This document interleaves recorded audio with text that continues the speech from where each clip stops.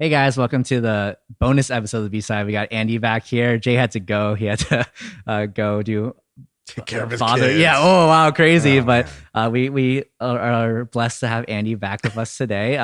So wanted to continue into a new discussion, Andy. And for those of you who don't know, Andy has been part of KCPC, CCPC as kind of when they were more closely in When it was still like together, right? KCPC, yeah. Sure, yeah. For the past, what, like 40 years, maybe even 35? Fast, long time, right? Like, why you have to put a number on it? Sure, yeah. You're what, like 25, something like that? Yeah. No, but so, and you've been here for such a long time. At least you've seen CCPC from eyes length or hands length distance away, right? So what are some things you've noticed over the years that have changed, and maybe some things that have stayed the same throughout those times? Right. I think, kind of coming from being at CCPC right out of high school, right? Like, again, when it was still kind of KCPC EM, the things I think what I saw back then, it would obviously be really different in the sense of like, it's now been about 20 years since, we were in that stage of like church.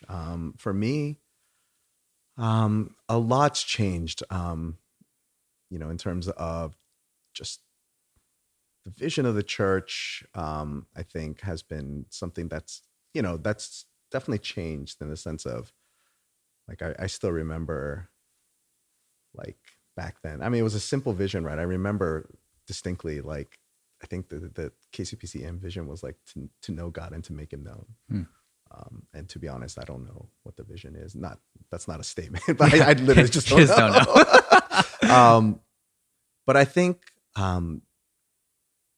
what I've seen kind of change, yes, people have come and gone, but I think the community has been pretty consistent in the sense of like, I think for me, it still feels like, I know we're a pretty big church, but it's still, at least to me, it still feels like a small church. It still feels like what we were when we were, still at the old KCPC, campus, hanging out in the balcony. And I still get that. And, part of that is not necessarily from anyone else. I feel like that's, I feel like that's part of the responsibility of, right, our community as an individual, myself, like being a part of it and making it feel like less corporate than you would think from like a very large church. And I'm sure not a lot of people necessarily think like that of CCPC, right? But to me, I still feel, I feel like an adult here as well, but I still feel like I'm 20 here, right? There's so many people, but you're here. Not. Right? It's only been 5 years, yeah. Right? But like, I think for me, the thing that I love is still feeling like I'm like early on, right? Like I still feel like I'm like in my early 20s or in high school. Sometimes I'm in this community being cared for. And at the same time, I get to be that for other people in this community as well, right? And so for me, that cycle is something that has not changed. And I say that obviously in a very positive way. And I think that that's more because of just what I learned growing up here. I think, again, we had such really great, for me at least, like older brothers and sisters who invested in me, not directly per se, but like just even from being around. And I was able to glean a lot of wisdom and a lot of how to be a part of a community and a part of a team. That's something I learned from CCPC and Coach K. Bringing it back. But I think for me that's right. Like for me, that's the most beautiful part of this church, is that as big as we are, relatively, like we can still make it feel very small. So that's interesting that you mentioned that over the years, kind of the soul feels the same. I'm wondering, what do you think makes it so that the soul feels the same? Because it must be some part of the people, but if you think about it, what CCPC looks like now versus 30 years ago, I'm sure is almost like 90% different, right? Right. So what do you think causes this mentality or soul, I guess, of the church to maintain? Again, I think it's based on the foundation of like this still being about like the community, and we could say that's about any church, right? Like there are people who've come and gone and been hurt or, whatever. And not to minimize that, but it's like, man, like I can only speak personally in the sense of like, it wasn't like there were so many people who came and like were just like nice to me for the sake of being nice, Sure. right? Like I'm not sure that it works that way. But for me, I think the soul came from the fact that like there were so many people who were willing to love on people, and even if it were just one or two people, like for me, I was able to glean from that and be able to like feel like, oh, like I'm loved, and through that I was able to reciprocate, and it became a cycle of that for myself of like serving the youth, Right. or taking part in different like parts of the community. And so yeah, there isn't anyone that's probably been there like since the beginning, but for me, I think the spirit lies in obviously the spirit of community that we have here, and kind of going off of it, like actually doing something about it, like having seen like people invest, like I understand now, like, okay, like it's not just about like taking it in, but seeing it, like seeing the fruits by going and kind of reciprocating that with others. Sure. Right. So is the reason why you joined youth because you had a positive youth experience as well, or is it different? Oh yeah, for sure. I think for me, like the youth side was so different than what it is now. Sure, Right. yeah, Like the I can imagine. KCPC side was so different. But I think being able to, yeah, kind of like what I was saying before of just being like getting to be someone in their life that I wanted or needed when I was that age, is always something that like I want to dig into, and like I feel like that's what part of my just like that's what my heart is Sure. for, right? Yeah. Like because I feel like, man, those years were so like formative for the foundation of where I am in terms of like my faith, where I am in terms of just who I am as an adult now. Not to say like I'm just like this great, amazing person, but even in spite of a lot of flaws of who I am, like I get to still be a vessel more than simply like someone that should be looked up to or something. You know what I mean? Like, so for me, it's like, again, this aspect of team of like, hey, like, yeah, like it's like, hey, like in a sports team or basketball team, like someone may not be a great shooter or someone's not just good at some roles, but they are good in other parts, right? They hustle or they can do something, rebound or whatever. In that same way, I come with like knowing, hey, like I'm not great at a lot of things. I'm not necessarily a great person or a good person, but at the same time, like, I'm allowed to be this vessel. I'm still allowed to be a part of this and grow from it and learn, as well as, hey, like, especially for youth, right? Like we're investing in our future community, right? Like we're investing in people who will be like, perhaps in our CG one day or journey group or whatever, and to be able to be a part of that is something that's so beautiful for me. Definitely. What are some ways you think you manifest that into your relationship with your youth students and just like things that you're doing to help show that to them? Yeah, that's an interesting question. Like, I think just trying to again, think of it as like, hey, this is my community, right? Like they're not just Like some like student. students, Yeah. right? They're like, hey, like we're all part of this Right. church. And I think approaching it like that has been something that's helped me, um, again, understand like that's all we want, right? Like we want this community. We want this community to grow. We want this community to be like something sustainable, and to be a part of that simply by like being there, Sure. right? And like just being someone to them, Mm-hmm.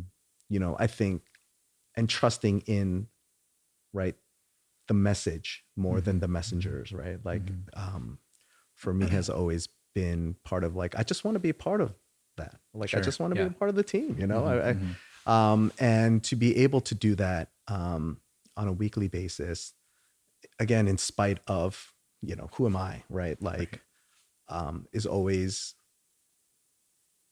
humbling. It's always and it's like it's what makes sense of like what this kingdom building thing Sure. is, right? Like because again, if we were only able to serve youth, for instance, being just perfect and being just great human beings, which obviously I am not at all,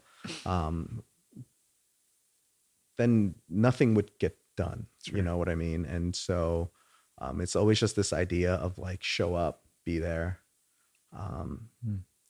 Has always been like because people showed up from, you know, like Yeah. it, like people showed up in my life and I saw that and I was able to be a part of this community now for Yeah. 30 years, you know. And if we can do that, like even for someone that's just been here for a long time, like if we can do that for the future college kids and community, like then why not, you Sure. know? And so for me that's been kind of a driving force. Sure. Yeah. So I think one of the things I see at CCPC that we start to struggle in, honestly, is as we get older, past Bridges age, it gets harder to get that the pouring out relationship Yeah. into us, right? So like, you know, but when we were in youth group, we had the Bridges age people to pour into us. How do you think we should be better ministering to, you know, the late 20s, early 30s, 40s, single, married, in a way that kind of matches your philosophy that you're saying for the youth, and a whole church aspect? Man. I think like I've always been under this philosophy of like just show up, right? Like be there, like take part in just like each other's lives, Sure. right? Like I think as you get older, you know, I'm, you know, almost 40, you know, and you know, I'm not married, I don't have kids, and there's not many people like that at this age anymore, right? I can think of maybe 2 or 3 people like my age. Versus like, you know, like it's easy when you're in your 20s, everyone's not married and everyone's like kind of single and whatever. But like, for instance, Jay's one of my closest friends, married, 2 kids. And so I don't really get to see him too much. But at the same time, it's like we should, you know, just show up, be in each other's lives. Right.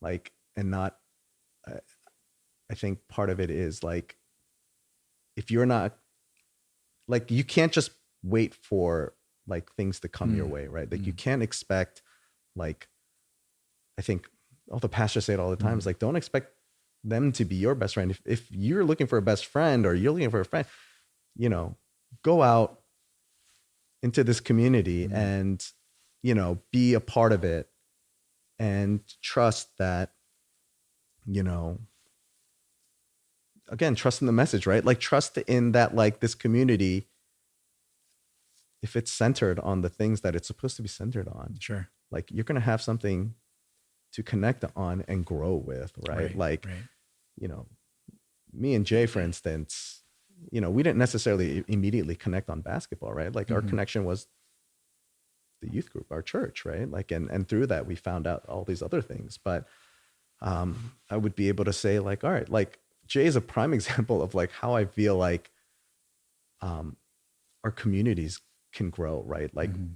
Jay came into our youth group new, like he Sure. came in like 10th grade.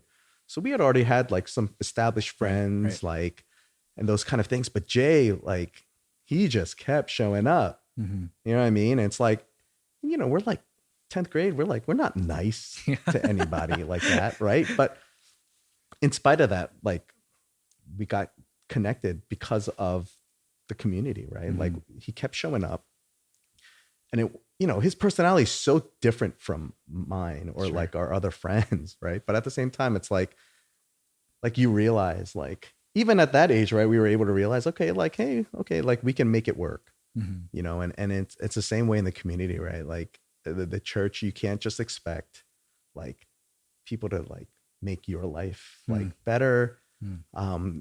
It kind of goes both ways. If it's not there for you, like, you know, you don't just like quit and try to find another community or different church, right? Like it's like, hey, like I've always felt like, man, like you're here, like go for it. Right. You know what I mean? Like don't just sit around and expect things to go well for anyone, right? Sure. Like I didn't get to establish relationships from simply just sitting and waiting for people, right? And that's not to like bash on those like kind of people like who just kind of sit, but you know, like what do you expect? You know? Like so it's always just been, you know, right? Like faith without deeds is dead, kind of like that idea of like, man, you gotta act like as a response. Sure. So it's interesting because when you're talking about the youth, we kind of almost instill in them that they can expect someone to reach out to them because that is what we do for their ministries, right? So up through college, post college. So what do you think makes that distinction for students leaving college, leaving youth group, that would allow them to come to that understanding that, oh, there won't be these people there who, or I shouldn't expect for these people to be there. And maybe how did you come to your own conclusions that you need to make intentional efforts to make those relationships? Yeah, I think I learned early on in the sense of like, I didn't really learn that as a student myself. Sure. But I think I learned seeing like serving the youth for a long time and those kind of things. What I've seen is, I guess for lack of a better word, like entitlement, right? Like, and again, I'm not thinking of anyone specifically, but like, I think once we kind of like what you were saying of like, we give like so much and expect nothing in the sense of like investing in our community. Like if we just want to continue to just give and give and give, that's how people, you know, burn out. That's how people, you know, get tired and you know, that goes both ways, right? That's why you don't see a lot of like teachers who last for a long time, but then also you don't see a lot of students like come back for a long time either, because it's just like there's both just so much like one-sided, right? Like you're either giving too much or taking too much. Sure. And so just this idea of like, man, reciprocation and understanding, like again, that this aspect of community is the only real way to like sustain like going forward. Like and that's how I see it. Yeah, makes sense. Makes sense. So are you in a CG right now? I am. Okay. I'm kind of in two. Oh, kind of. Is it the youth group one? The youth group one, and then I have like an Upper Bridges Okay, one. okay. So I show up when we have outings. Does that count? Yeah, it counts. It counts. It's community group, right? Yeah, exactly. Yeah, I should know. I'm a CG leader. Right? Okay, so there's been you. Is this the first year you've been in a little bit, or have you been? Yeah, it's been a first in a while. Okay. Yeah. Again, there's a lot of like, for me, it's not an excuse per se. I think this is just an explanation of where I'm at. Like there's been a lot of things that have happened this year, whether it's work or personal, that's kind of made it really difficult to sustain from not doing it like other like aspects of like community. Sure. I think especially during the pandemic, you know, I kind of like kept to myself and did my own thing. And, you know, there was definitely a lack of accountability. There was definitely a lack of just wisdom coming my way. And I Sure. think I missed that. And so this year has kind of been a little bit better in that regard of like, I think especially being a youth group teacher for so long, you always think like, I always felt like I have to be the one that like talks, or I have to Mm-hmm. be the one that like makes things make sense. And those, Sure. there's always been that weird like burden. Mm-hmm. But I think this year has helped in kind of, again, reciprocating, right? Like receiving and giving. And that balance has really helped, kind of, especially in the past like month or two, I think Mm-hmm. more so than any other time, um, really helped with kind of centering, what this relationship with God would be like, Sure. right? Like Sure. it's, we could sit around and just wait for God to like provide and make life better. But, Mm-hmm. if that were the case, like, what would even be the purpose, right? Mm-hmm. Like, and Mm-hmm. so, um, understanding that through this community has really helped, again, in my development. And I could say that honestly, just even the past like month and a half, like even more Sure. so. Yeah. That's awesome. So you talk a lot about lessons learned, and I guess your short 25 years here on Earth. But I wanted to ask if you had any particular story, grace story that you really saw God and God saw you through a certain time, maybe, and especially some lesson that you got from that experience. Right. I think, I think for me, more than a specific story, I think, it's just the sustained like faithfulness through just what I remember CCPC Sure. as a youth group student Mm-hmm. to what it is now. My life has not necessarily been like crazy up and down in any way. Um, but there's definitely been days and months and weeks and years where it's just been almost, in a sense, like in the desert. Mm-hmm. And yet, even being given the opportunity to serve in the youth Mm-hmm. or be a part of a CG, or, even little things like that. When I look at it, even now, like I'm so thankful that like there aren't like those kind of rules and laws that make Mm-hmm. me kind of pariahed or shunned in a sense, Mm-hmm. and so I'm always, more than just a specific moment, it's just these random reminders of God's faithfulness. Like every time I'm reminded, like even in spite of who I am, Right. all the mistakes, all the different things that have occurred in my life, like there's always just moments where I'm like, okay, well, I have to like look at it, and I have to approach it in thankfulness, because if not, like Mm-hmm. it's gonna, these moments, these good and bad moments, if I just look at it from my own perspective, like, like I'm gonna get tired. I'm gonna like get mad. I'm gonna get angry.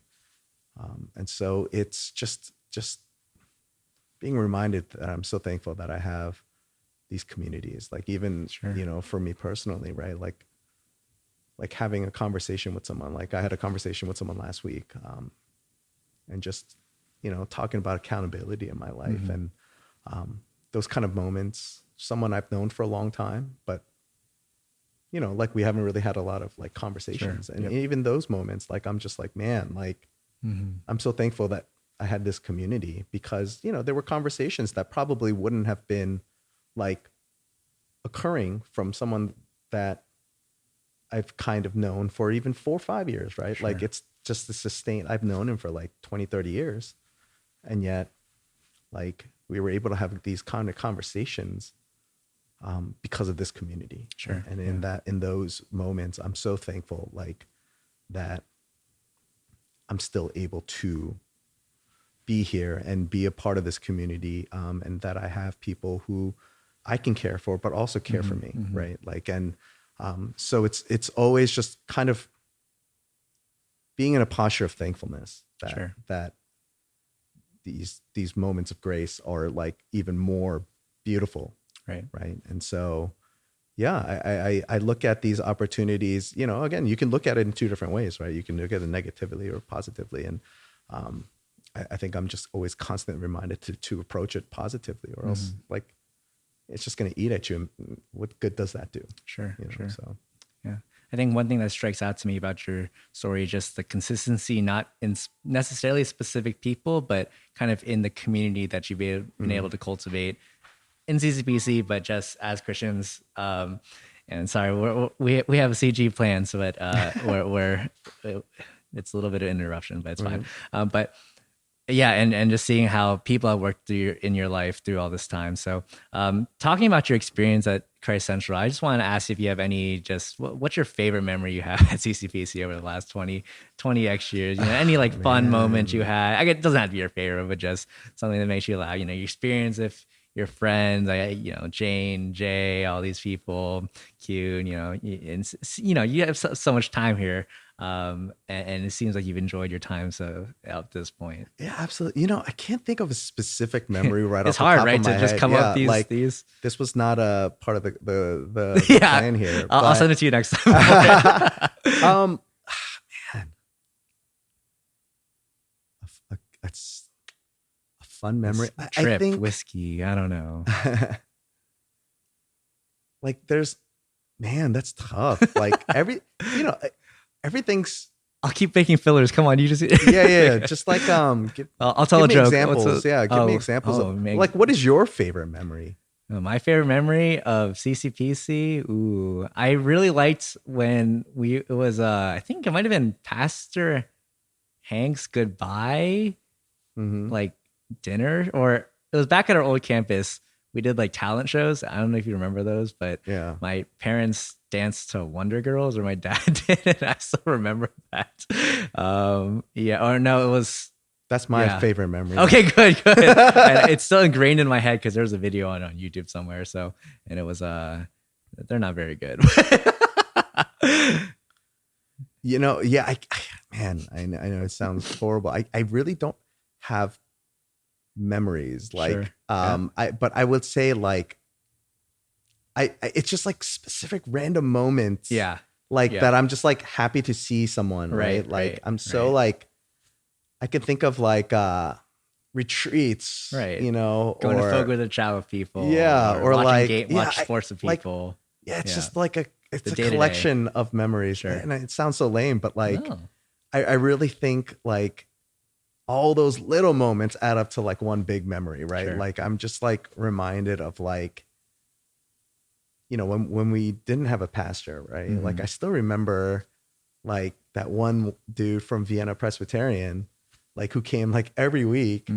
I just remember thinking like, man, what is going on here? But at the same time, it's just like those kind of memories, like to now where we have like established people in those positions now. It's like a little bit, pretty crazy. I remember, I don't remember who. I remember a pastor reciting Britney Spears lyrics during, you know, I think it was Lucky. And I remember thinking like, okay, like this is they're hip to it. This was, you know, in the mid 2000s. So they were, it wasn't like last week, right? Like, so like why is that my memory? It's a good memory. I remember thinking, you remember the sermon over 20 years. Yeah, you know, I don't remember too much. I've had a lot of concussions in my life, but I remember even where I was when I started hearing Lucky, right? Like when he started singing saying the lyrics, I was like, oh my goodness. Were you sitting in the balcony? In the balcony, like the first row of the balcony. Like I remember those. Yeah, exactly. Those, like, see, like even just getting there and sitting in those seats, like, and kind of, I remember we had a choir back then. Like, those little things kind of add up to like, man, like I have only good memories. So coming out to the end of our time, I wanted to ask what hopes you have for the futures of CCPC, of its members, of the church as a whole. How do you want to see us grow as a church? Yeah, I mean, if I could connect it to like that Duke thing I was talking about, you know, I think continuing to adapt and continuing to kind of just understand like the community, understanding like where we at, and just I think having not like keeping it about the community, keeping it Sure. about, again, Christ-centered versus like, like what kind of theatrics can we do? Like Right. what, like what kind of things are like modern churches Right. doing? Like, but to focus, really just continue to focus on like the mission, right? Like Yeah. to go and, like for me, I believe in that future in this church, right? And I still believe in that direction. And, in spite of all the changes that can occur, like I think having that makes me hopeful, right? Like I Sure. believe in the people that are placed here, that will be placed here. And going forward, like that's what keeps me going, right? Like I believe in like the leadership, right? More so because I believe in who the leadership believes in, right? And so for me, it's as long as we keep it about that, and what can you say, right? Sure. Like, Sure. so yeah. Thanks, Andy. I appreciate you sharing. Appreciate your wisdom in the years that you spent at Christ Central. I can't wait for the next 25 or so Oh, years. Yeah, man. we'll see what those look like, right?